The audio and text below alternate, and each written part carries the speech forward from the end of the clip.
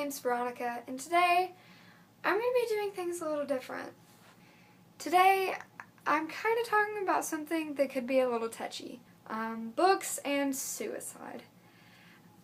Suicide is kind of a weird thing to be talking about, I guess, but today is September 10th, and September 10th is National Suicide Prevention Day. This whole week, the 8th through the 12th, is National Suicide Prevention Week.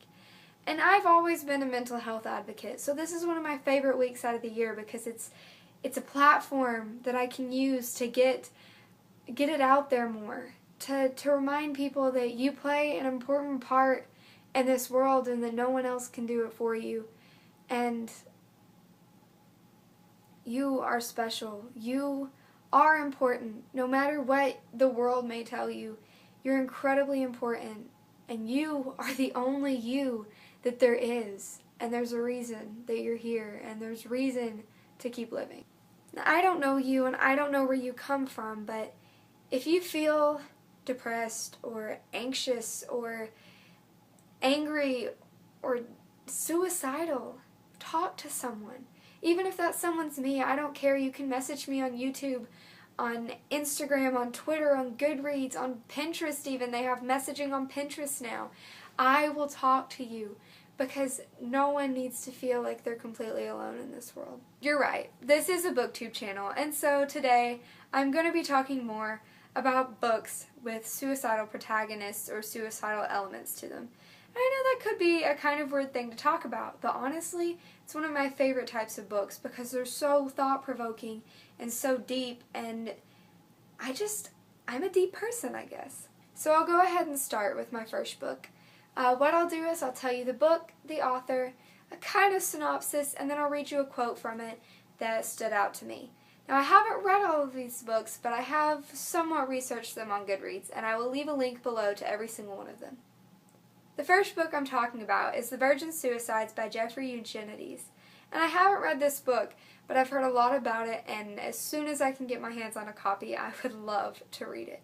This book is about 5 sisters who are incredibly sheltered, and the neighborhood boys have kind of always looked out and kind of watched them because they were fascinating.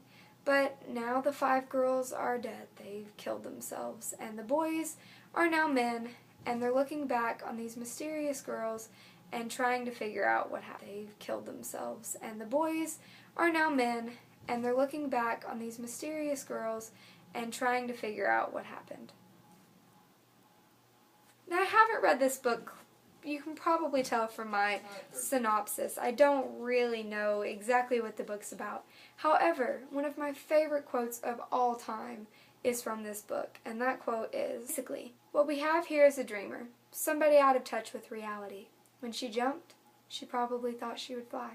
2 is another book that I haven't read, but I do own, so I will probably be reading in the sooner future than I will be reading The Virgin Suicides, and that is The Bell Jar by Sylvia Plath. And this book follows Esther Greenwood as she descends into insanity. Sylvia Plath suffered from depression, and it showed in her poetry and in her book. And sadly, she succumbed to the suicidal thoughts, and she killed herself. But this book is very real. I know, I've heard that it's extremely real, and I would imagine so since the author herself was experiencing this descent into insanity. One quote that I saw that really stood out to me was, I felt very still and very empty, the way the eye of a hurricane must feel, moving slowly along in the middle of the surrounding hullabaloo.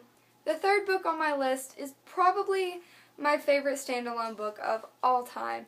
I absolutely adore it, and that book is, it's kind of a funny story by Ned Vizzini. It's about a boy named Craig, and Craig is extremely stressed out all the time, and the pressures of the world are getting to him, and he's decided he doesn't want to put up with it anymore. He wants to kill himself.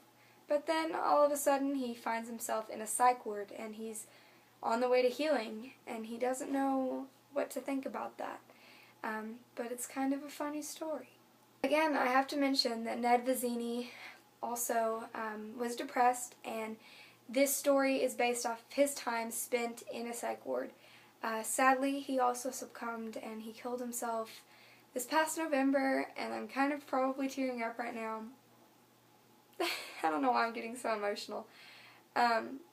It's just really sad because the book has such an inspiring ending, and you know that that was real for Ned. You know he really felt that for a time, but eventually the darkness closed back in and he couldn't handle it anymore, and he killed himself, and it's just really sad.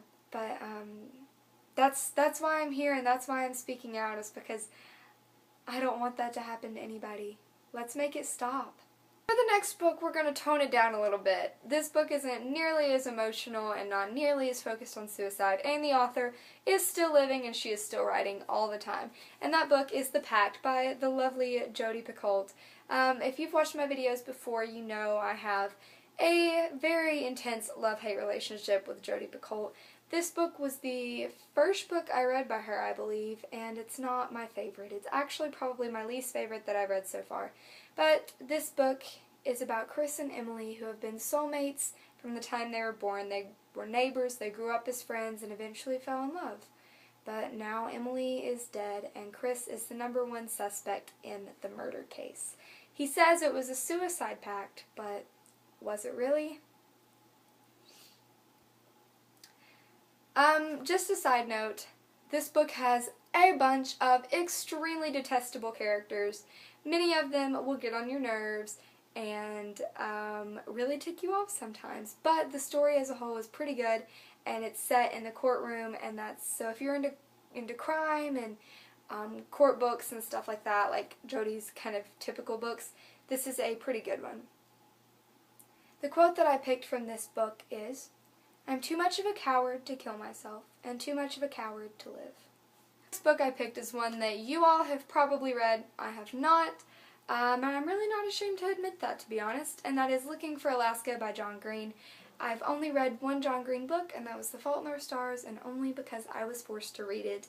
Right now, he is way too popular for me, and I can't read books when they're super popular. However, I do own it, and I do know the basic premise, and that is that there is a boy named Pudge Halter, I believe, and he starts at a new school, and down the hall he meets this girl named Alaska Young, and Alaska is crazy fascinating, but also crazy self-destructive.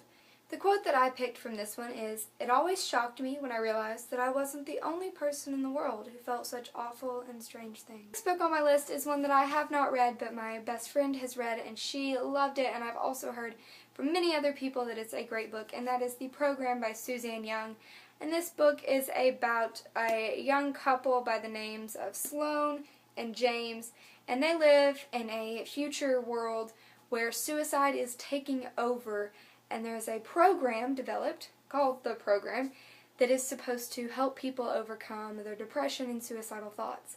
However, through this process, they lose their memories. Sloane and James don't want to lose their memories, so they're trying to avoid the program, but the program is still coming for them. The quote I picked from this book is, "I'm so alone. It's like being dead, but still conscious." The next book I picked is another one of my all-time favorite books, and that is 13 Reasons Why by Jay Asher. And this book is about a young boy named Clay who receives mysterious tapes one day. And when he pops them into his Walkman, he starts to listen and realizes that it's the story of the young girl named Hannah Baker. Hannah Baker was a classmate of his, and she killed herself, and she's left these tapes for all the people who contributed to her death. The next book I have is another book that I would consider one of my all-time favorites, and that is 13 Reasons Why by Jay Asher. This book is about a young man named Clay who one day receives some mysterious tapes, and as he starts to listen to them, he realizes that it is the story of Hannah Baker, a girl in his class who killed herself. These tapes go back and explain the events and the people who led to her suicide.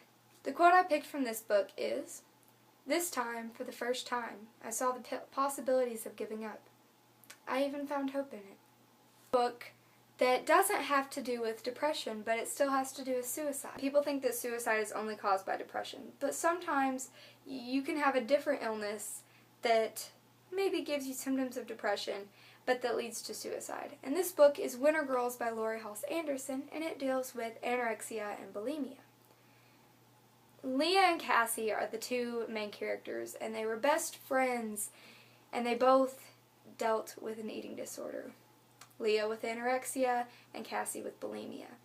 But now Cassie's dead, and Leah is all alone in this world, and she's having to cope with her eating disorder and trying to decide if she even wants to keep living or if she wants to follow Cassie to the grave. The quote I picked from this book was, "Eating was hard, breathing was hard.